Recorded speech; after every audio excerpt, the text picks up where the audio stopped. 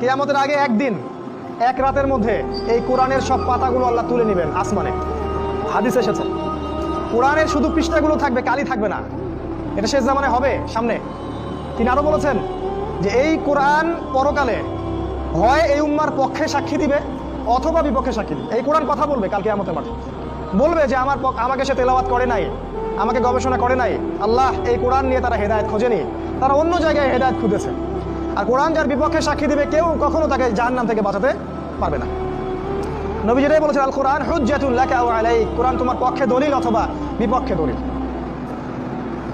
দেখেন এই কোরআনটা আল্লাহ পাক পাঠিয়েছেন আমাদের মুক্তির জন্য। আমাদের উচিত হবে আজকে থেকে আল কোরআনকে সময় দেয়া, পড়তে শিখুন, অর্থ শিখুন। আগামী রমাদান আসার আগেই কোরআনটা রিডিং করে শেষ করে দেন। আপনার কাছে যে তাফসির ভালো মনে হয় সেটাই পড়েন। আমি বারবার একটা কথা বলি, পড়াশোনা করেন, পড়াশোনা করেন। এলেম ছাড়া আপনাকে শেষ জামানায় কেউ বাঁচাতে পারবে না, কোনো হুজুরও বাঁচাতে